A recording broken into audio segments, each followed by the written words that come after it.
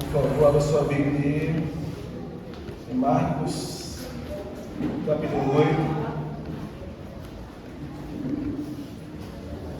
a partir do versículo número 22. Permita que Jesus abra os seus olhos. É o tema da mensagem. Permita que Jesus abra os seus olhos. Diz assim a palavra do Senhor. E chegou a Betsaida, e trouxeram-lhe um cego, e rogaram-lhe que ele tocasse. E tomando o cego pela mão, o levou para fora da aldeia, e cuspindo-lhes nos olhos, e impondo-lhe as mãos, perguntou-lhes se via alguma coisa. E levantando ele os olhos, disse: vejo os homens como os vejo semelhante a árvores que andam. Depois tornou a pôr-lhes as mãos nos olhos, e ele, olhando firmemente, ficou restabelecido e já via ao longe,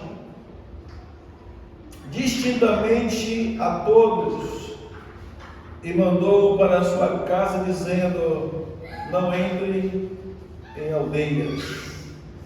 Podem se sentar, queridos. Quem lembra o tema da mensagem?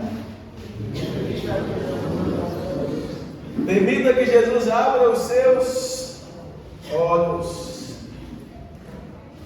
A Bíblia diz que o apóstolo Paulo escreveu aos Efésios dizendo que ele sempre orava a Deus para que Deus abrisse os olhos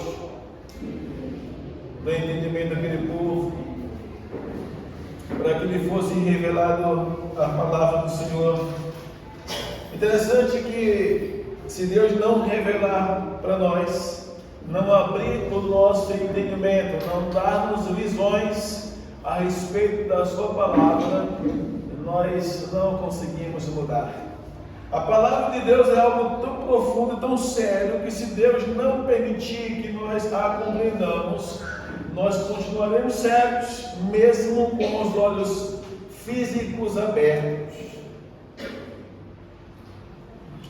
Aí a gente pode olhar um para o outro, ver eles enxergando, um ao outro, andando, escolhendo para onde andar, conseguindo ver algumas coisas materialmente falando, mas se Deus não abrir os nossos olhos do entendimento, não adianta nada.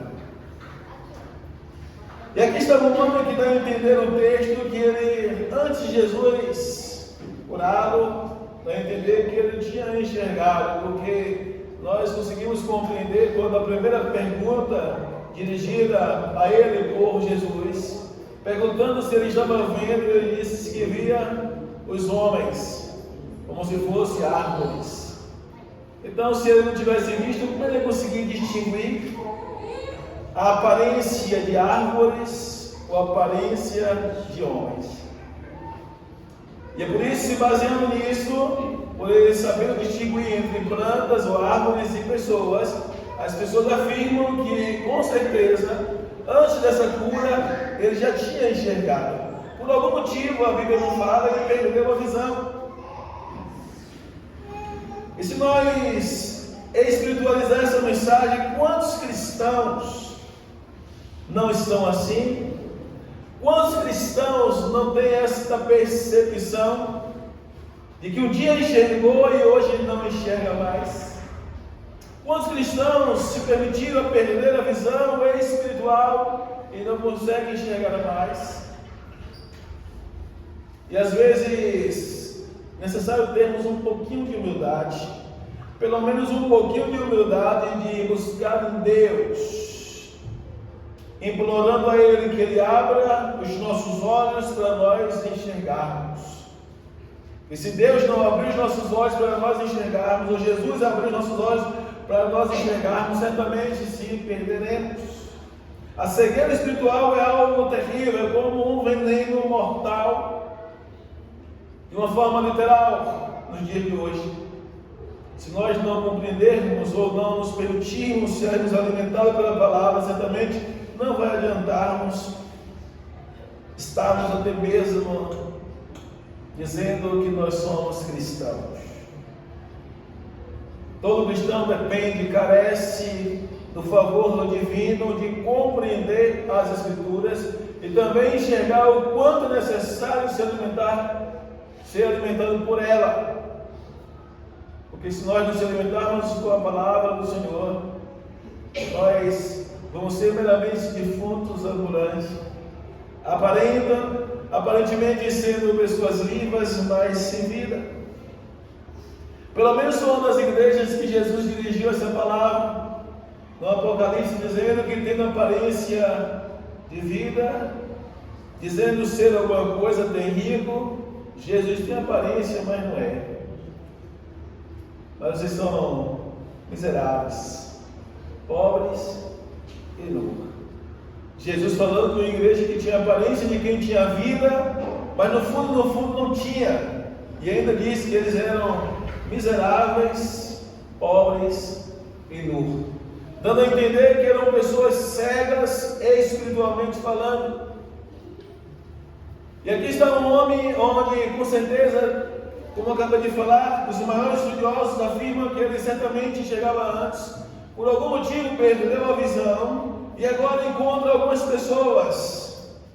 Se você percebeu, o versículo 22, e chegou a Betsaida, e chegaram-lhe um cego, ou trouxeram-lhe um cego, e rogaram-lhe que ali tocasse, se ao menos tocasse naquele cego, ou seja, alguém se compadeceu daquele homem cego e foi lá implorar a Jesus que Jesus viesse ao menos tocar naquele cego. Esse tem que ser o papel da igreja, se compadecer das pessoas que estão cegas, que estão mortas, que estão distantes da presença de Jesus, e dar tempo, não é perder tempo, é dar tempo, arrumar um tempo de implorar a Jesus: Senhor, abre os olhos de fulano, Senhor, abre os olhos de ciclano, Senhor, abre os olhos daquela mulher, daquele homem, seja lá quem for. Esse tem que ser o papel da igreja, compaixão, se colocar numa posição de intercessores, implorando que Deus abra os olhos de alguém para compreender o reino, a sua palavra, o plano da salvação, se render a Jesus enquanto há tempo. Porque haverá um dia em que não haverá mais tempo. Quando eu lembro a passagem do Apocalipse, em capítulo 20, a partir do versículo 13, que diz que logo vão dar os mortos. E o mais interessante é que diz que Jesus vai entrar em juízo com todas as pessoas, um após outro, um por um, e todas as pessoas terão conta de tudo que fez aqui na terra, ou de suas obras. E naquele dia Jesus não vai vir como um cordeiro, Jesus não vai vir como um salvador, Jesus vai vir como um juiz para julgar, e vai vir para julgar de um texto, e depois lançar essas pessoas no lugar que arde com fogo e enxofre, que é a segunda morte. Ou seja, os olhos das pessoas precisam de um favor divino para serem abertos enquanto há tempo, para que eles sejam salvos e não sejam condenados, porque logo esses tempos vão passar, essas oportunidades vão passar, Jesus volta, e há daqueles que abandonaram, ou que rejeitaram, ou não aceitaram a pessoa de Jesus como Senhor e Salvador da sua alma, porque os nossos dias aqui na terra são contados. Uma pessoa sábia faz igual o salmista no Salmos capítulo 90, no versículo número 12. Eles aprendem até mesmo perto de Deus para ensiná-lo a contar os seus dias, de maneira que alcance coração sábio aqui na terra. Ou seja, o salmista entendia que seus dias aqui na terra eram contados. Ele não manda no seu nariz, ele não manda na sua vida, ele não pode acrescentar um dia sequer na sua vida. Ele sabe que se Deus quisesse remover aquele mesmo dia, poderia remover. Ele, preocupado com a sua salvação, ele implora a Deus: dai-me um coração sábio para que alcance sabedoria perante os teus olhos, enquanto aqui na terra eu viver. Ou seja, a preocupação do salmista era perder a salvação da sua alma. Eu costumo dizer que se Deus não abrir os nossos olhos para compreendermos o plano de salvação, nós vamos estarmos aqui na terra por um período de tempo meramente como se fosse pessoas volúveis. Sabe, como se fosse uma fumaça, você acende o fogo, a fumaça aparece, você percebe a fumaça, e quando apaga o fogo, ou no decorrer de um pouco tempo, acaba o fogo, a fumaça some. Assim é a vida do ser humano que não entrega a vida a Cristo, garantindo a sua salvação eterna. Uma coisa tão simples nós enxergarmos, é só olhar um pouquinho para trás e vermos quantas gerações já passaram. Estamos vivendo como que se a nossa geração não fosse passar. E esse é o perigo muito grande da cegueira espiritual. Porque Jesus veio com esse propósito de nos garantir a vida eterna. Se nós não atentarmos a isso, nós podemos estar nos perdendo o nosso tempo de oportunidade por intermédio da vida que Deus nos concedeu. Quem de nós podemos garantir que daqui a uma semana estaremos vivos?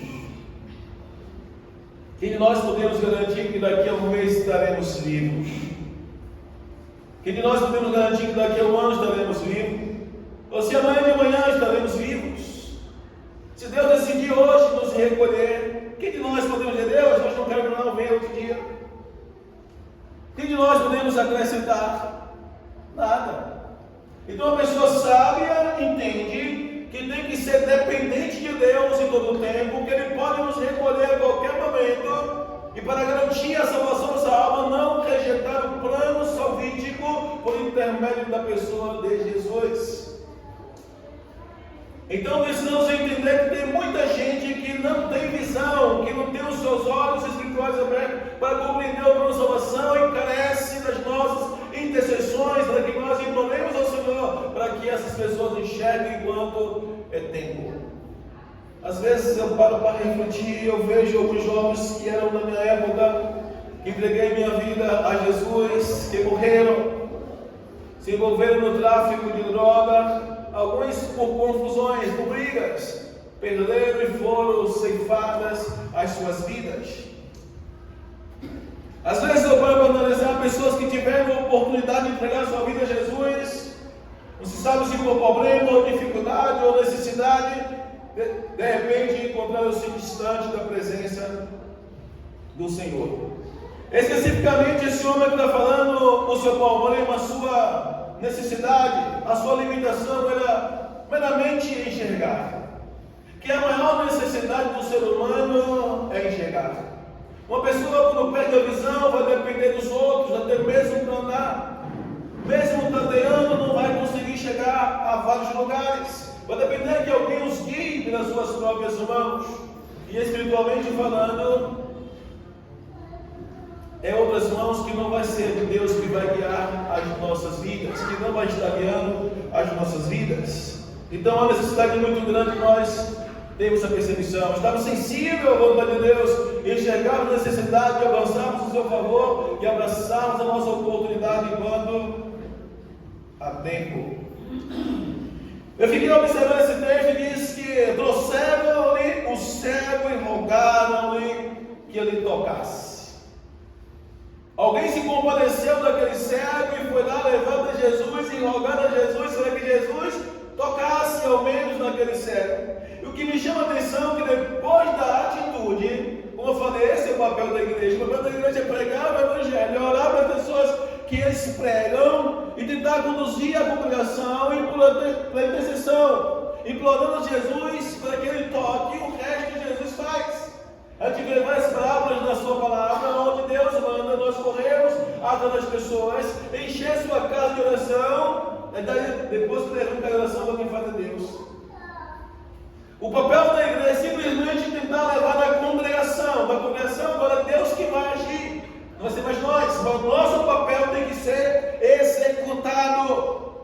Temos que anunciar o evangelho, convidar as pessoas à reclamação e implorar a Jesus para que Jesus faça. O mais interessante é que esses homens levaram esse cego, imploraram a Jesus, e no versículo 23, olha o que Jesus fez. E tomando o cego pela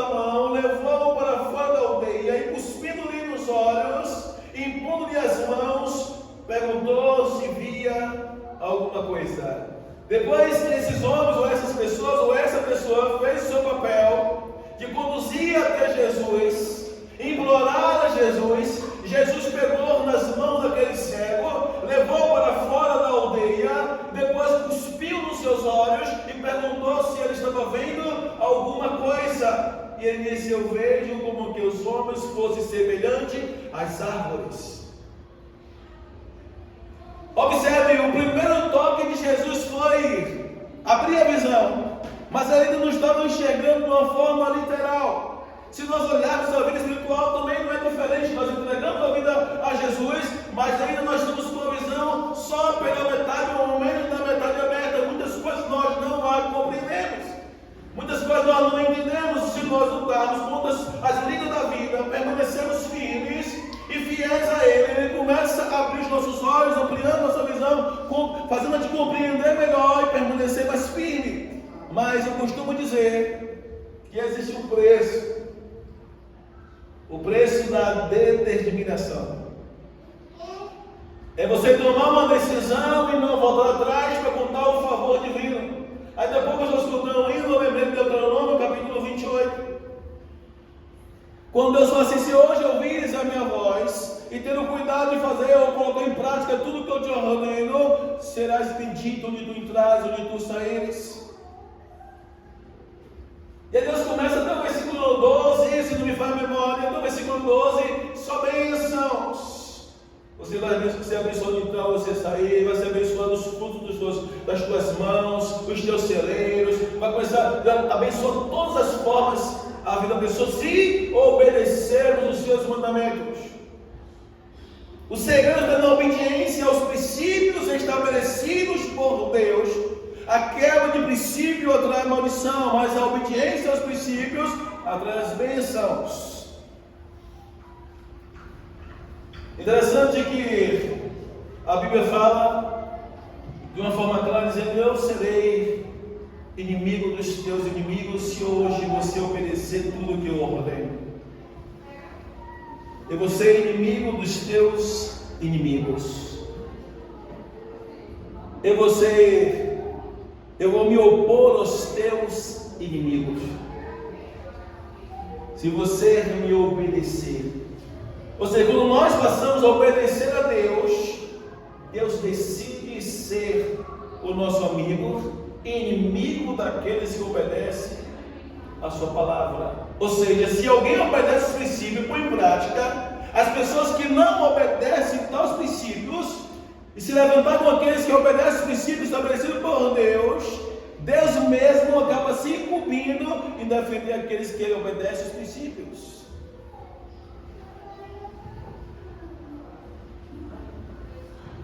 Precisamos estarmos bem atentos. Se me faz a memória do Êxodo, capítulo 22, versículo 23, se me faz a memória, tenho certeza, acho que é 22, 23 de Êxodo. Mas Deus fala se nós obedecermos. O segredo está em obediência.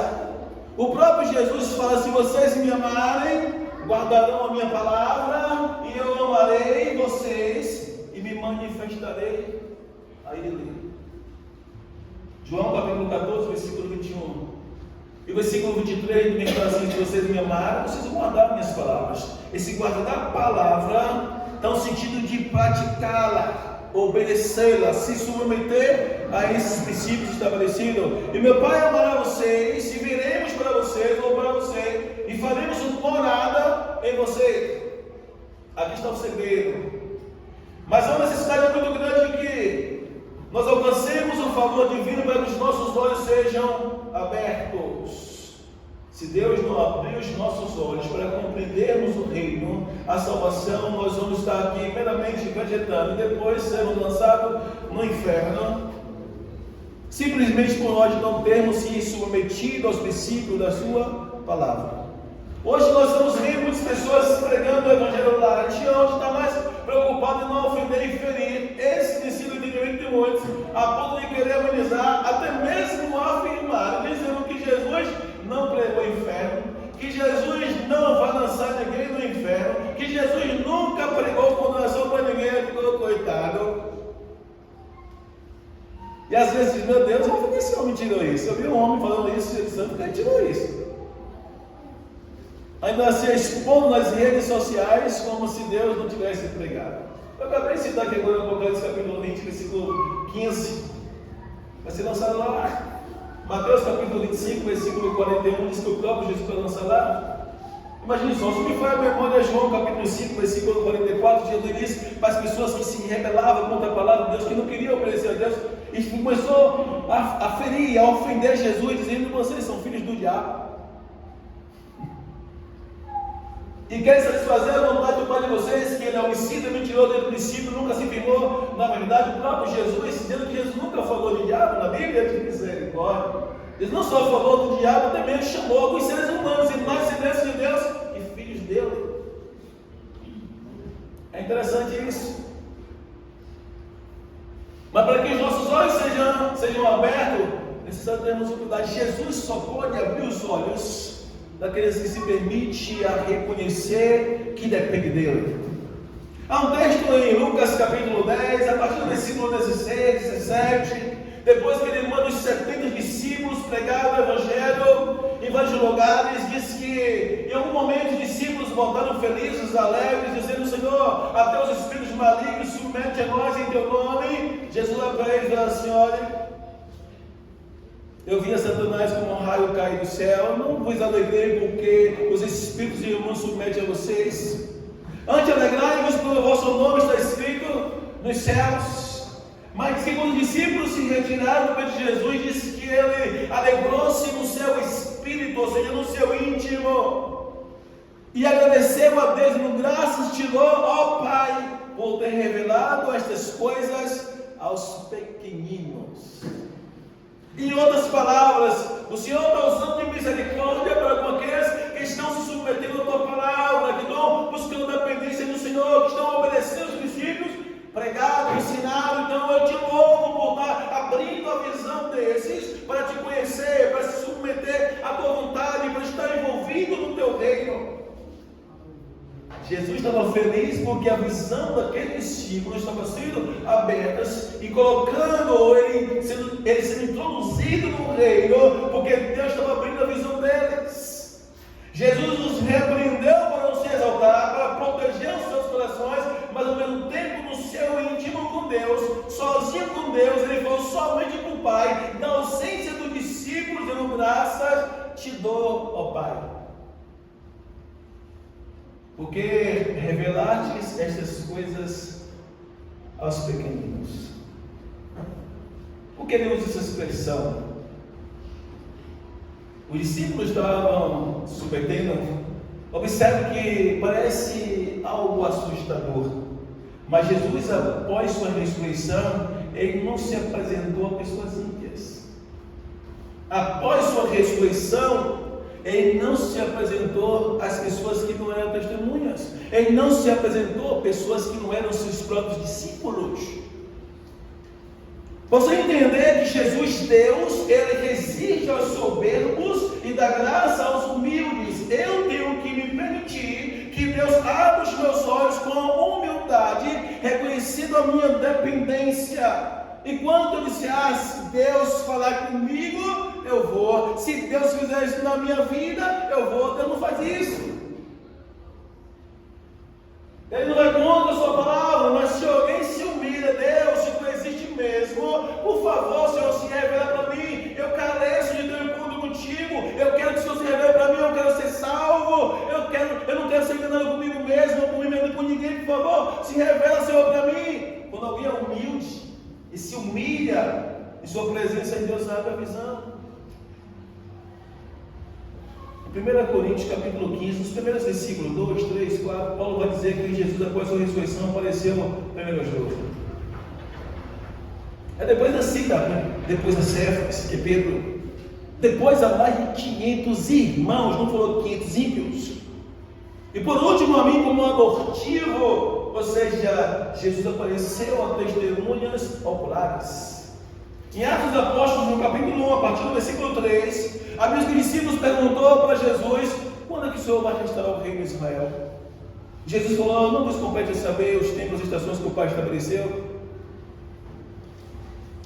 Mas, versículo 7, versículo 8, quando vocês ficam na posição, eu vos envio a promessa do meu Pai. vai dizer que ele descer sobre vós a virtude do Espírito Santo e sereis minhas testemunhas. Samaria, Judeia, até os confins da terra. Mas Jesus, quando se aparece a esse discípulo, fala isso para os discípulos após a sua morte. Ele ressuscita dentre os mortos, vivo, ressurreto, ressuscitado, aparece aos discípulos por espaço de 40 dias, dando-lhes instruções somente para os discípulos. É por isso que entravam em parafuso os principais sacerdotes, porque eles não viam Jesus, não tiveram experiência com Jesus, e prendiam os apóstolos que diziam ter visto Jesus, e os apóstolos ter visto Jesus com provas tremenda, resistia às autoridades. Nós não podemos negar o que nós temos visto, apalpado com os nossos olhos. Nós somos testemunha que Ele é o Filho de Deus, o qual vocês crucificaram, mas Deus o levantou dentre os mortos e fez assentar à sua destra. Mas Ele sempre vai aparecer a pessoas que reconhecem que depende dele. Deus existe as pessoas que não querem se permitir que seus olhos sejam abertos. Mas Deus, Ele quer abrir os olhos daqueles que são humildes. O mais interessante é que esse cego respondeu para Jesus: eu vejo como que os homens fossem semelhantes às árvores. Não entendeu? A sua visão estava embaçada, não estava enxergando de uma forma literal. Aí o texto vai dizer: impondo-lhes as mãos mais uma vez. Vocês perceberam? Precisou de 2 toques de Jesus. Talvez aquele homem já se engrandecesse, se exaltasse, se achasse se alguma coisa, para mim está bom demais, não preciso mais de Jesus. Mas ele foi humilde. Deus sempre tem mais para nós, mas Deus vai dando as porções, e na proporção que eu vou obedecendo, Deus vai fazendo com que eu seja engrandecido. Na proporção que eu me estaciono, eu entendo que eu não preciso mais de Deus, eu começo agora a brigar com Deus, Deus me largar só para aumentar da obra. Não foi assim com Abraão? Capítulo 12, Deus faz uma promessa, manda sair do meio do povo, você vai passar de linda. Ele obedece, passa o espaço de 10 anos. Depois de 10 anos, não vai dar mais esperar. Sai lá e diz assim dentro da minha serva, porque eu não quero mais esperar. O filho que ela vai ter vai ser como se fosse meu filho, mas Deus não mandou deitar com Agar, não mandou gerar filho em outra mulher. Aí no capítulo 15, Deus dá uma chulapada em Abraão e diz, versículo 1: Abraão, ser perfeito e ande da minha presença. Dá uma chamada para que ele se submetesse de novo. Ele passa a obedecer. Deus faz uma outra promessa. Primeiro seria abençoar, por intermédio dele abençoar muitas famílias. Agora Deus vai abençoar muitas nações. Imagina Deus dizer para você, por seu intermédio, se você não obedecer, eu vou salvar muitas famílias. De repente eu vou salvar nações por seu intermédio, por causa da sua obediência. Você consegue perceber a diferença? Aí obedece. No capítulo 17, versículo 15, 16, 17, nesse mesmo livro, a Bíblia hoje aparece ele, para prometer o nascimento de Isaac por intermédio de sua esposa Sara. Capítulo 17, versículo 17, diz que ele começou a rir, duvidando de que Deus ia cumprir tal promessa, e dizendo: ah, Senhor, com essa idade. Ele rindo. Deus, quando faz uma promessa, a coisa mais difícil para nós, principalmente no século em que vivemos hoje, vivemos o tempo do imediatismo. Às vezes nós sofremos porque queremos que as promessas de Deus se cumprem 24 horas. Deus promete hoje, daqui a um ano está todo mundo moribundo, cabeça baixa. Cadê, Senhor? Deus, não aguento mais esperar. 2 anos, 3 anos. Essa foi a batalha que Abraão enfrentou. 10 anos. Aí, não aguentou mais. Imagina só, a ponto de ele rir Ironia, duvidando de que Deus iria cumprir tal promessa. Deus não trabalha em nosso tempo. Deus não trabalha de acordo com as nossas expectativas. Esse ano eu vou fazer isso, ano que vem eu vou fazer aquilo, meu pretexto é cumprir esse ano agora, ano que vem eu vou fazer tal coisa. Não. Nós temos que dar uma direção. Se Deus disser tal quando eu faço, como Deus falou para Abraão. Dá o tempo, nesse tempo eu voltarei e você vai ver Sara grávida. Ou aliás, em tal tempo eu voltarei e vou encontrar ele no colo de vocês. Ele riu. E Sara acabando rindo também. Olha o perigo de nós se prendermos ao tempo, e se Deus não abrir a visão dos seus, para compreendermos, até mesmo entendermos o tempo e o trabalho de Deus, nós podemos atropelar o tempo de Deus como Abraão atropelou. Eu costumo dizer que o tempo é um dos maiores inimigos do cristão, porque é uma coisa ruim é esperada, não? Quem gosta de esperar aí? Tem alguém que gosta de esperar? Tem algum felizardo que gosta de esperar? Acho que ninguém, né? Só o salmista. Só os 40. Só ele. Esperei com paciência no Senhor. Só ele. Mas nós mesmo tendo esses homens e essas mulheres de Deus com inspiração, mesmo não tendo decorado esse texto, nós não aprendemos a esperar. Ficamos angustiados, ficamos desesperados, ficamos ansiosos, querendo ver as coisas logo funcionar, como dizer, no nosso tempo. Eu vou tentar centralizar aqui na mensagem. Voltar aqui e sair de Abraão.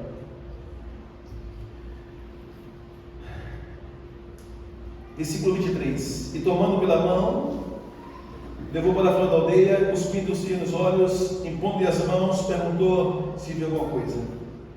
E levantando os olhos, vejo como os homens, pois o vejo como árvores que andam.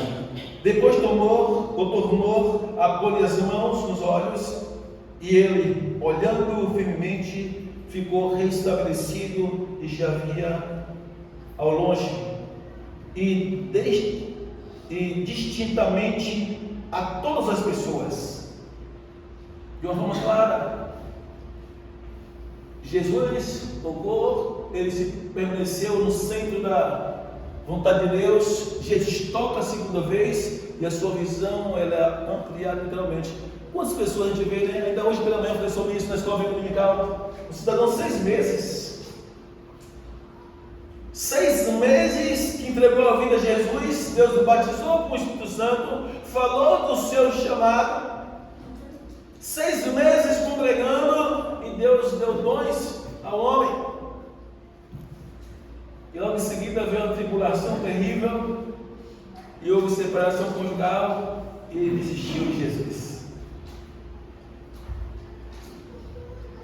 Eu falei para ele que ele devia levantar, se reconciliar e permanecer. Porque se ele permanece mesmo sofrendo, Jesus vai abrir a visão dele. 6 meses de convertido, mesmo batizado com o Espírito Santo, mesmo tendo experiência com Deus, mesmo recebendo dons espirituais, ainda não tem estrutura, nem mesmo a capacidade psíquica de ter discernimento a ponto de se adaptar a uma vida de vigilância espiritual. É tanto que o apóstolo Paulo fala que quando nós vamos confiarmos algumas responsabilidades como igreja ou como uma organização eclesiástica, não podemos confiar a neófitos, pessoas que ainda não têm maturidade. Você vai ver em Atos dos Apóstolos, no capítulo 6, quando a instituição ou estabelecimento de diáconos, 6 e 7, aliás, capítulo 6 de Atos dos Apóstolos, quando há o estabelecimento de diáconos, o conselho dos apóstolos é: procurai entre os irmãos, primeiro, entre os crentes, pessoas que têm um bom testemunho, pessoas sábias, pessoas que têm testemunho das pessoas que estão lá fora, pessoas cheias do Espírito Santo e de sabedoria. Ou seja, tem que encontrar pessoas maduras no meio da igreja, que seja a igreja. Imagine só, com comportamento adequado, convertidos, de caráter, pessoas maduras, pessoas que têm tempo, pessoas que têm inteligência, batizadas do Espírito Santo. ou seja, virtudes, qualidades, que sobressaíssem no meio dos irmãos, para tu ver alguma coisa, não é pessoas novos decididos. O novo decidido está em fase de leite. Aí não está recebendo o alimento sólido, sorte daqueles que permanecem até começar a comer o alimento sólido. Mas então não entende, não compreende, está em fase de aprendizagem, está curioso, está querendo ter mais experiência, está querendo buscar mais de Deus. Aí não sabe como orar, fica preocupado como orar, como buscar, como jejuar, está cheio de expectativa de aprendizagem. E eu falei para ele, tem que voltar. Aqui vai entender a vida desse homem. Precisou do segundo toque de Jesus. E quando ele recebe o segundo toque, ele possa enxergar de uma forma literal. Se você vai ver, biblicamente falando, todos os homens de Deus, eles tiveram que ter visões. Deus teve que abrir os seus olhos para compreender as coisas de Deus. Capítulo 6 do livro de Isaías, a Bíblia diz que Isaías ele teve uma visão. E ele via os céus abertos, via o trono de Deus e Deus assentado sobre o seu trono. E ele começou a tremer e dizer: ai de mim que vou perecendo. E ele verbaliza o seu pecado, dizendo: os meus lábios é impuro, e habito no meio de um povo de impuros lábios. Ele confessa o seu erro, confessa o seu pecado. Deus tinha um chamado profético na pessoa de Isaías. E logo depois que ele tem essa visão, é chamada visão transcendental, ou seja, uma visão que está acima da capacidade de compreensão intelectual do ser humano. Ele consegue ver os serafins ao lado do trono voando, e descreve como é os serafins que com duas asas voavam, duas cobriam o seu rosto, duas cobriam os seus pés, a ponto de ouvir a voz dos serafins dizendo: Santo, Santo, Santo é o Senhor dos exércitos, de forma repetidamente. Mas quando ele viu essa visão, os seus olhos do entendimento espiritual abriu. Ele entendeu que se Deus não o purificasse os seus lábios, ele iria perecer, Deus não ia cumprir o seu chamado, não ia dar ele ministério. E quando ele revela isso, a Bíblia diz que o anjo veio ao seu encontro. Agora imagine um anjo dizendo na boca: põe a língua para fora, que eu vou queimar ela. Imagine só, Isaías tem que colocar a língua para fora, e o anjo com uma tenaz, uma brasa acesa, um objeto parecendo uma tesoura, cara bem grande, com as pontas assim, e trazendo uma brasa acesa, põe lá na boca, põe a língua para fora, vão queimar, purificar. Mas o mais que me chama a atenção, depois dessa visão que ele teve, depois de entender o chamado de Deus, compreender a necessidade que ele tinha de alcançar o favor divino, de ser purificado para assumir seu ministério, é que Deus, depois que purifica, pergunta: quem há de ir por nós? A quem eu enviarei? Se você observar, Deus não perguntou a ele, deve entender que Deus fez essa pergunta soando, ele só escutou, teve o prazer de escutar Deus fazendo essa pergunta: quem irá por nós? A quem eu enviarei? Indagação. E ele se prontifica dizendo: eis-me aqui, envia-me a mim. O que Deus espera de nós depois de ele ter nos purificado? Hein? Depois de ter o brilho dos nossos olhos, espera de nós prontidão igual a Isaías. Não precisamos repreender e dizer: você vá. Não. Eis-me aqui, Senhor. Envia-me a mim. Gratidão. Eu sei o que Deus fez por mim, Isaías. Purificou os meus lábios, me tornou de frente no meio do meu povo. Agora eu estou apto, eu sou exemplo, e agora eu vou anunciar, Senhor, o que o Senhor mandar falar. Coisa boa é ver crente da boca sua, né? É bom? Tem que haver purificação. A pergunta é: Isaías teve visão? Deus abriu seus olhos depois da revelação? Imagine só, hoje Deus abriu sua visão, e você ia ser levado aos céus, e você vê Deus assentado no seu trono, vê um ser espiritual, imagine só, e você ficar tremendo, estarrecido com aquela visão, e você saber que é algo divino. Imagine só, quem tem experiência de ver anjos, de ouvir a voz de Deus, já está recebendo. Imagine ver o próprio Deus falando com ele. Os olhos espirituais de Isaías só abriram depois dessa experiência, ou seja, se Deus não abrisse os olhos de Isaías, ele continuaria sendo a mesma pessoa que ele era antes. Quem lembra o tema da mensagem?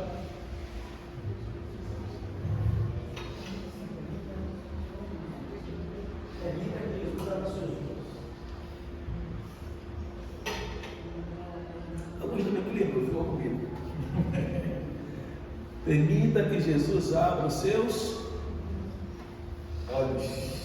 Há um texto de Apocalipse, no capítulo 3, no versículo número 18, Deus dizendo assim: eu aconselho a vocês comprar ouro de mim, para que eu estou amigos, e também vestes brancas, para que a sua nudez não seja exposta, e colírio para os vossos olhos. Já pensou? Colírio para quê? Agora, será que função tem um colírio na mão de Deus para os seus servos?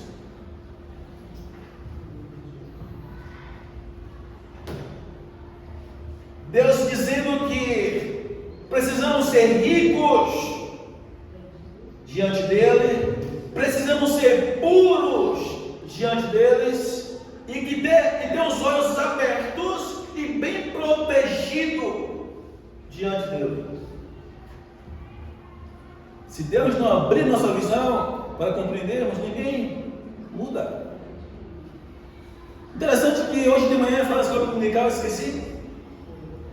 No capítulo 19, no livro de Gênesis, quando os anjos aparecem na casa de Ló, e quando chega na casa de Ló, a Bíblia diz que os anjos, ao chegar lá, os homens daquela localidade não conheceram. Eles apareceram de uma forma materialmente falando, ou seja, com a matéria humana, como se fosse um ser humano. Mas alguma coisa revelou a Ló. Ló teve discernimento a ponto de cair aos pés daquele anjo e disse: ó, meus senhores, por favor, repousem na minha casa. Os anjos olham para ele e dizem assim: não vamos passar a noite na tua casa. Não, fique aqui, por favor, fique aqui na minha casa. Eu quero que vocês fiquem na minha casa. Os anjos. Aí os homens chegam na casa de Ló. E ao chegar na casa de Ló, a depravação, a prostituição daquela cidade é tão terrível que homem deitava com homens, a ponto de ver esses homens, a visão fechada, essas pessoas viam aqueles anjos como homens. Eles: olha, nós vimos varões na sua casa, por favor, entregue esses varões para nós, porque nós vamos conhecê-los, deitar com eles. Aí o anjo disse, logo com medo, sabendo que não era homem: por favor, não faças tal coisa. Respeite os hóspedes da minha casa, pois eles estão debaixo do meu telhado. Eu tenho 2 filhas virgens, façam delas o que vocês quiserem, mas não toque nesses homens, respeite a minha casa. Aí os homens disseram assim: o que você quer, rapaz?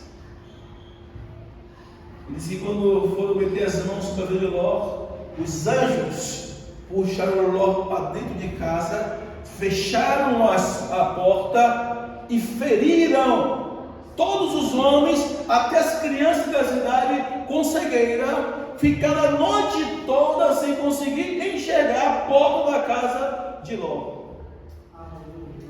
Imagina só, quando amanheceu, que a visão deles iriam ser abertas, os anjos disseram: Ló, chegou a hora, bora, já demorou demais. Pegando a mão do povo para tirar daquele lugar. Você vê Deus fechar ou cegar, ou os anjos cegando os olhos de pessoas que estavam ali para destruir pessoas que Deus tinha Os anjos não precisam tocar mal. Eles não conseguiram durante toda a noite tocar em ninguém, nem nas filhas de Ló, nem logo nos anjos. No meu entendimento, Ló sabia o estrago que eles iam comprar se tentasse tocar nos anjos.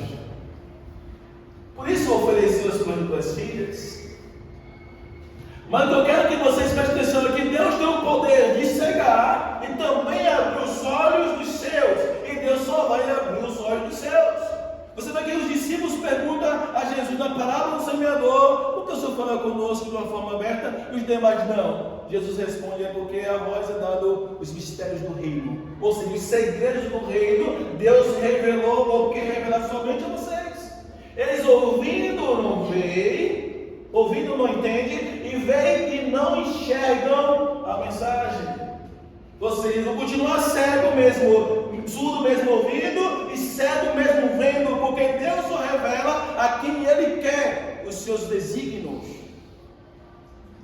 Então nós, como cristãos, aqueles que querem ser salvos na vida de Jesus, tem que entender: eu preciso de um favor divino para que Deus abra os meus olhos do entendimento, enxergue o que eu preciso enxergar e seja salvo. Porque a pessoa continua cega é problema. Uma pessoa com a visão da salvação aberta, com a visão do reino aberta, ele não se engana, ele não se ilude, nem tão pouco eles ficam tropeçando no pecado. O maior medo de quem tem uma visão aberta a respeito à vida espiritual é pecar. Eles têm medo de pecar porque o maior medo é perder a intimidade com o Espírito Santo, com Jesus, a salvação que Deus nos deu. E a única forma do homem se separar de Deus é se voltar a viver uma vida de pecado. No livro de Gálatas, capítulo 5, versículo 1, fala sobre isso. Que nós não podemos voltar a viver como nós vivíamos antes. Uma vida com a qual Cristo nos libertou. Se você ler o livro de Atos dos Apóstolos, capítulo 9, versículo 18 e 19, também aconteceu isso com o apóstolo Paulo. O apóstolo Paulo era um homem sério. Eu me refiro à vida espiritual. Perante os homens, perante as autoridades, perante os príncipes religiosos, era um homem culto, um homem inteligentíssimo, um homem doutrinado, ensinado por um dos maiores ensinantes chamado Gamaliel. Você vai encontrar esse homem no livro de Atos dos Apóstolos, capítulo 5, no discurso, quando ele defende os apóstolos, e convencido pelo discurso de Gamaliel, os principais sacerdotes acabam liberando os discípulos de Jesus para não prender. Estudo por Gamaliel, mas espiritualmente falando, ele era certo.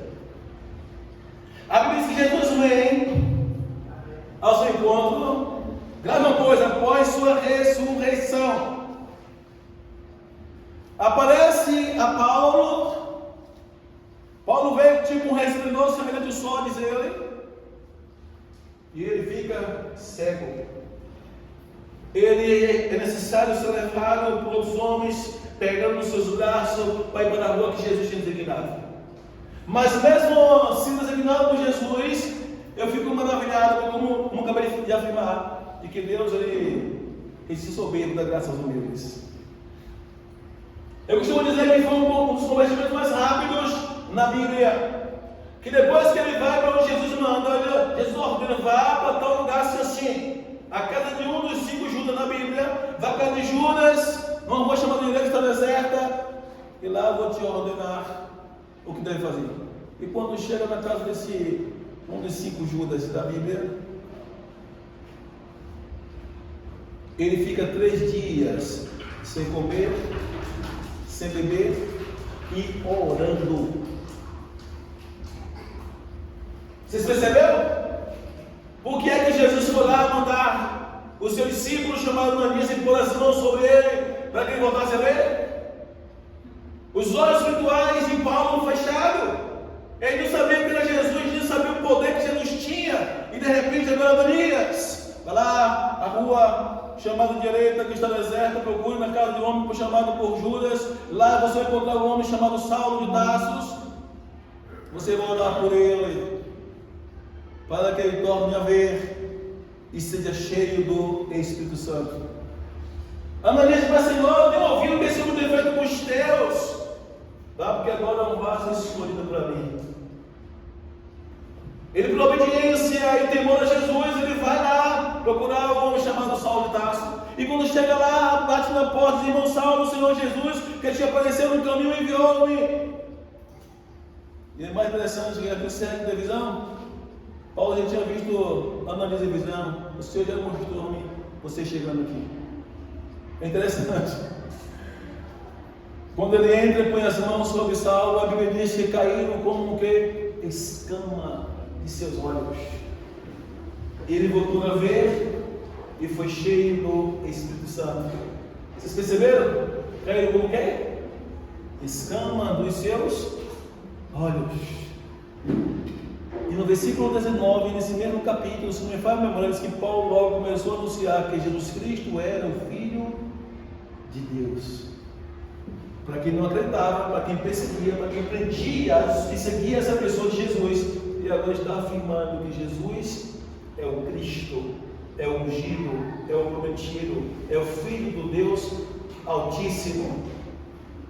Jesus abriu os seus olhos para enxergar o reino e o verdadeiro Salvador. Se Jesus não abriu os olhos, a pessoa continua cego. Permita Jesus abrir os seus olhos. Se não abrir os nossos olhos, é problema. No último versículo aí, essa passagem, versículo 26, 8:26 de Marcos. Depois que ele passou a ver tudo, Jesus falou, e mandou para a sua casa dizendo: não entre em aldeias. Ou seja, vai direto para onde? Gente, aqui está a maior pregação do Evangelho. Está o maior segredo do Evangelho. E poucos cristãos conseguem compreender. Foi feita uma pesquisa para os Estados Unidos. O efeito do Evangelho nas pessoas. Onde está o maior efeito sobre os cristãos? Ou seja, onde está havendo ênfase. Aonde há um efeito maior para as pessoas se converterem ao cristianismo. Aí colocaram o rádio, 2%. WhatsApp, meio de comunicação, 1,9%. Imagine só. Rádios e televisores com pregações, 4%, alguma coisa. Imagine só. Contatos diretos de salvação, pregação de pastores, ações de evangelismo pessoal, 29%. E no seio da família, 49%. Vocês entenderam? Quando um cristão se converte de verdade, dá testemunho à família, é o maior efeito de salvação para o cristianismo. É por isso que o diabo faz de tudo para a própria família perseguir aqueles que se rendem a Jesus. É por isso que o próprio Jesus fala em Mateus capítulo 10, a partir do versículo 37, que quando nós se convertêssemos, os primeiros inimigos serem nossa própria família, porque existe um ataque direto iminente do inimigo para impedir que o cristão ele permaneça firme e forte diante de ataques. Aleluia. O maior efeito para as pessoas se converterem, se nós se convertermos de verdade. Eu vou falar um pouquinho o que é convertimento de verdade. Você entregou a sua vida a Jesus, abandonou o tráfico, abandonou o alcoolismo, abandonou o cigarro. Um filho desconvertido vai dizer: poxa, a minha mãe mudou, o meu pai mudou. O que aconteceu? Eu fui para a igreja. Impacto. Vou para a igreja com ele. Eu via como vivia, eu via como andava, eu via a sua vida como era. Então eu vou para a igreja também. Eu gostei, mesmo sem saber quem vai encontrar ou quem vai encontrar na igreja, por causa do testemunho daquela pessoa que foi transformado, ao desejo no coração de ir para o mesmo lugar que aquela pessoa está indo. Não conhece Jesus, não sabe quem é Jesus, não sabe o que é o Espírito Santo, não sabe o que é a experiência, mas por causa do bom testemunho acaba indo. Vamos ver comigo? Vamos, até não quer negar. Agora, se encontrar uma pessoa que se diz ser cristão, que se converteu, dentro da sua casa, fazendo tudo o contrário, eu vou ser um pouquinho mais claro. Eu sou crente, fico me encontrando com homens antes de casar. Aí o filho e a filha diz: vixe, a minha irmã, meu irmão, diz que se converteu e está se prostituindo. Eu digo que eu sou crente, que eu me converti, aí eu tomo uma cervejinha sem álcool dentro de casa. Ah, mas não tem nada a ver, porque eu sou um crente moderno. Aí os irmãos e irmãs que não são convertidos, mas antes, fulano bebia, fumava, diz que é crente, toma uma cervejinha sem álcool, não mata a vontade da velha criatura. Aí tu chamar para a igreja e dizer: eu vou, não vai. Se converteu de casa, não dá um bom testemunho. Como é que as pessoas vão se converter? Como as pessoas vão desejar ir para a mesma igreja? Como as pessoas não veem uma honestidade na gente e vai querer se converter ou se render ao mesmo Jesus que nós dizemos que nós rendemos? Então, um cristão sábio, ele vai conseguir ponderar e entender que o maior ponto de evangelismo é em sua própria casa, porque os nossos filhos observam o seu comportamento, as nossas filhas observam o seu comportamento, os vizinhos observam o comportamento, nossos irmãos observam o comportamento, nossos pais observam o nosso comportamento. Você vai ver várias vezes na Bíblia, Jesus tratando pessoas e dizendo: vai para onde? Na sua casa. No livro de Marcos, capítulo 5, esse é o livro, no capítulo 5, o jovem de Gadara expulsou uma legião de demônios. Diz que ninguém conseguia segurar essa pessoa, a ponto de até correntes que o prendia ele desesperançava. Ele vivia dentro do cemitério, gritando e urrando, colocando terror naquele lugar. E um dia Jesus vai encontrar aquele jovem, e aquela legião que estava possuindo aquele corpo daquele jovem caiu prostrado aos pés de Jesus, dizendo: Jesus, Filho do Deus Altíssimo, o que tu queres conosco? Viemos do tormentante do tempo. Jesus olha e saia dele. Permita-me para mandar aqueles porcos. Jesus vai mandando os porcos. Desceram dos pingadeiros, quase 2.000 porcos. Não foi quase 2.000 demônios, não, quase 2.000 porcos. E morreram todos os porcos. Mas aquele jovem ficou em são juízo e ainda se oferece a seguir a pessoa de Jesus. Deixa eu ir contigo. Jesus disse: não, vá para a sua casa e diga para os seus o que o Senhor tem feito contigo, e com grande misericórdia teve de ti. Mostrando que o maior testemunho do cristão é onde? Aí nós queremos que os nossos irmãos se convertam, dando um mau testemunho.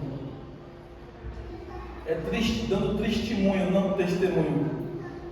As pessoas vão se converter. Vai dar mais da responsabilidade. E depois de vocês saberem que é 49%, segundo o estudo que fizeram, que o maior efeito que você tem a alma para Jesus é o seu testemunho, vai continuar chegando lá?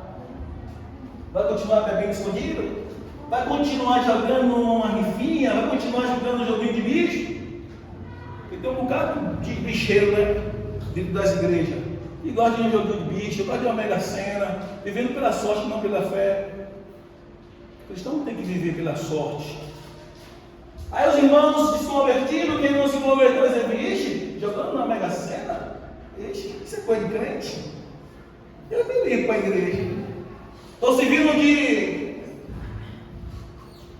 de obstáculo para as pessoas se converterem? Quando eu estava no mundo eu podia ser ganancioso, quando eu estava no mundo eu podia viver pelo dinheiro, mas quando eu me entrego a Jesus, eu tenho que viver pela fé, sabendo que Deus Todo-Poderoso supre as minhas necessidades. Eis aí a diferença de Mateus capítulo 6, versículo 24. Não podemos servir a dois senhores, ou servir a Deus ou a mamons, ou a Deus ou ao dinheiro. E 2 Timóteo capítulo, esqueci o texto agora, capítulo 6, versículo 10. E diz que o amor ao dinheiro é o princípio de todos os males, e alguns buscando riqueza tropeçaram e desviaram da fé. Ou seja, são duas coisas que prendem o ser humano quando entrega a Jesus, que mais escraviza o ser humano de entregar a vida a Jesus. Uma delas é a ganância e a segunda é prostituição. Eu tenho visto o trabalho que eu tenho tido na vida de muitas pessoas para se converter a Jesus, que tem dificuldade de abandonar a ganância e a prostituição. São dois fatores onde o diabo mais escraviza crentes. Então são pessoas ímpias que têm dificuldade de se converter de verdade, de abrir mão desses maus hábitos, desses vícios. Aí quando eu entendo que os meus irmãos que não são cristãos dependem do meu testemunho, eu tenho que pensar, meu Deus, mas vale a alma do que o mundo inteiro. Eu vou prestar conta dessas almas, então eu não vou vacilar, eu vou ser uma pessoa sábia. Há pouco dia eu vou saindo aqui, isso aqui do culto, eu vou saindo aqui, aí eu passo na praça, está um crente lá fazendo joguinho de besta, eu olhei assim, misericórdia. E quando encontra a gente assim, paz, meu querido, Deus abençoe, como é que tá, meu irmão? Dá vontade de dizer, não estou bichado igual a tu. Dá vontade de falar assim, que é isso? Já morreu de bicho? Tem que ter muito cuidado com o testemunho. A Bíblia diz em 2 Reis, capítulo 6. Eu vou ler só o versículo 16. Prestem bem atenção à necessidade de Deus abrir os nossos olhos espirituais. 2 Reis, capítulo 6, a Bíblia diz que foi divulgado a Ben-Hadad, o rei da Síria, que era falado ao rei de Israel por intermédio de Eliseu, tudo que ele fazia, até mesmo que ele fazia dentro da sua casa e no seu quarto. O rei Ben-Hadad disse: o que está acontecendo? O rei de Israel sabe a vida toda. Aí disse: Eliseu, um homem de Deus. Ele fala tudo ao rei de Israel que o Senhor faz, ao rei, até mesmo dentro de sua casa, seu quarto, ele revela. Ah, não, manda prender esse homem lá. Aí o rei mandou o povo lá prender Eliseu. Quando chega lá, está um exército na porta. Está assim, ó, tremendo na base.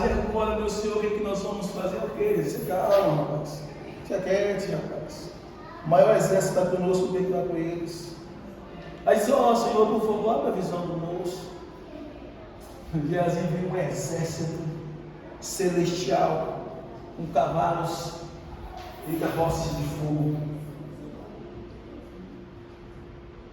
Se ele não tivesse recebido de Deus a graça e o favor de seus olhos serem abertos, era bem capaz de Geazi nem ficar ali.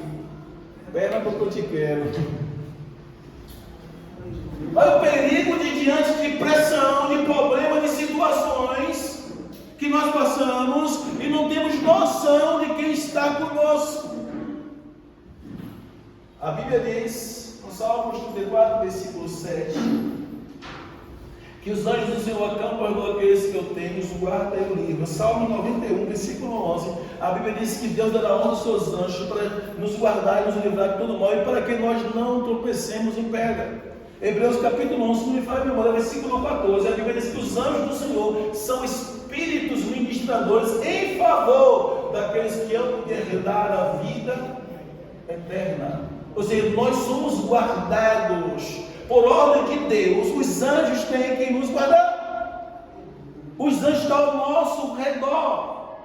Se nós obedecermos a Deus, então pode se levantar calúnia, difamação, cara feia, o diabo, o demônio, circunstâncias, nós estamos bem guardados. Mas para isso precisamos que Deus abra a visão para sabermos quem está conosco, principalmente discernirmos no meio das situações difíceis as quais nós enfrentamos. Eu costumo dizer que nós vamos mostrar que nós somos diante de pressão. Eu não sei se alguns irmãos perceberam quando há levante no ministério, eu digo: não vem de frente, são covardes. Só falam pelas costas, porque se vir de frente vai sair faísca de fogo. Porque os covardes falam pelas costas. E quando se levanta, quando se refere contra a igreja, contra o ministério, gente, não brinque. Se falar mal de mim, eu não ligo, não. Mas se for trazer dano ao ministério, bater de frente, não tem diabo, não tem demônio, não tem pessoa, não tem posição social. Se levantar contra Bereias e vir de frente, o negócio pega. Eu não tenho medo de enfrentar problemas. Não tenho medo de enfrentar a guerra. Não tenho medo, sabe por quê? Porque eu sei quem me escolheu, eu sei quem me colocou aqui, e eu sei que Ele é fiel para garantir esse ministério de pé. Quantas vezes o diabo já pensou? Quantas vezes disseram que ia acabar? Quantas vezes falaram tantas aberrações? E Deus tem sustentado esse ministério mesmo embaixo de levantes. Mesmo diante de tantas calúnias e incompreensões. Aí se eu for olhar para os problemas, se eu for olhar para o que as pessoas falam, se eu for olhar para a calunização, se eu for olhar para a ameaça do diabo, esquecer que está conosco, aí eu vou ter que correr como um covarde, né? Deus não chama covardes. Deus chama as pessoas corajosas. Como disse o apóstolo Paulo, eu sei em quem eu tenho crido, e fiel para cumprir as suas promessas. Com luta ou sem luta, com choro ou sem choro, com aperto ou sem aperto, com problema ou sem problema, abre a visão dele, Senhor. Jesus ficou quietinho, começou a ver as legiões de anjos, e era bem maior do que aquele exército que tinha encontrado. Se você discorrer todo esse texto, vai ver, eu achei bem engraçado isso, que eu não falo com medo de Deus, coisa interessante. Diz que o Senhor ouviu a oração de Eliseu. Sabe o que foi a oração de Eliseu? Senhor, segue eles tudo. Agora esse pessoal, o que aconteceu? Deus ouve a oração de Eliseu, cega todos eles, está falando todos os soldados enviados por Ben-Hadad, que era o rei da Síria. Isso aconteceu? Eliseu tinha mandado fechar sua porta, nenhum deles enxergava a porta de Eliseu. Agora imagine um exército passando na porta de Eliseu e não enxerga a casa de Eliseu. Depois o que Eliseu fez? Abriu a porta, foi lá no meio deles. Ei, nessa cidade que vocês estão procurando, vem cá, eu vou mostrar a vocês. Eliseu, falou o nome do exército. Então o exército todo se enviaram para Eliseu sem saber que Eliseu que eles foram pagar para prender. Então Eliseu leva ele para dentro de Jerusalém, coloca nas mãos do rei de Israel. O rei de Israel pergunta a Eliseu: deveu matar eles? Eliseu: não, bate não, tem comida e bebida.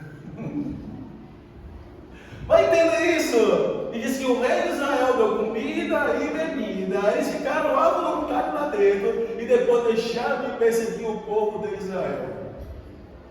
Agora olha a coragem de Eliseu, sabendo que ele ia ser preso, sabendo também quem estava com ele, ora pelo seu servo Geazi, para Deus a previsão, depois ora para Deus cegar todos eles, Deus cega, depois ele mesmo abre a porta, vai lá para aquele povo, nessa cidade que está procurando não, vou te mostrar da cidade que Eliseu está. E vai Eliseu que esse povo coloca lá dentro de Jerusalém, no meio do povo de Israel, e o rei de Israel pergunta a ele: deve matar todos eles? Não, não mate não. Faça o contrário, dê comida e bebida. Olha o que Deus faz. Deus cega os inimigos e abre os olhos dos seus. Enquanto Deus estava cegando os olhos do inimigo, estava abrindo a visão de Geazi, estava abrindo a visão de Eliseu, e ainda dando a eles o controle de toda a situação. Às vezes nós não estamos abertos para o que Deus Ele quer mostrar para nós. Permita que Deus abra a sua visão, permita que Jesus abra a sua visão. Esse Deus que nós servimos é tão grande, tão tremendo, tão maravilhoso, tão poderoso, Ele nos guarda com tanto amor que a gente às vezes não consegue compreender. Eu queria citar aqui, mas agora já foi parar. Ele lembrei do personagem aqui, no capítulo 28, versículo 10, a seguir a pessoa de Jacó. Era outro cego, via suas próprias pernas, suas próprias vontades. Até um dia que sua visão foi aberta, ele viu os céus abertos, escada no chão, lá em cima. O que me chama a atenção é que ele teve aquela visão, e depois daquela visão ele disse que ele tremeu. Ele disse: quão terrível é essa visão. Abra sua Bíblia aí. Em Gênesis capítulo 28, versículo 10. Até o final desse versículo você vê.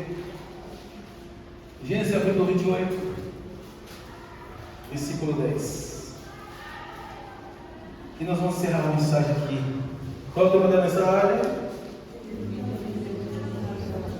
Assim não esquece, não.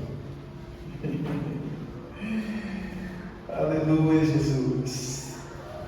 Partiu com Jacó de Berseba e foi a Arã, e chegou a um lugar onde passou a noite, porque já o sol era posto, e tomou uma das pedras daquele lugar e pôs a sua cabeceira, e deitou-se naquele lugar, e sonhou, e eis que era posto na terra uma escada cujo topo tocava nos céus, e eis que os anjos de Deus subiam e desciam por ela, e eis que o Senhor estava em cima dela e disse: Eu sou o Senhor, o Deus de Abraão teu pai, o Deus de Isaque. Esta terra em que está deitado te darei a ti e a tua semente, e a sua semente será como o pó da terra, e estender-se ao oriente e ao ocidente, e do norte e do sul, e em ti e na tua semente serão benditas todas as famílias da terra, e eis que estou contigo e te guardarei, por onde quer que fores, e te farei tornar esta terra, porque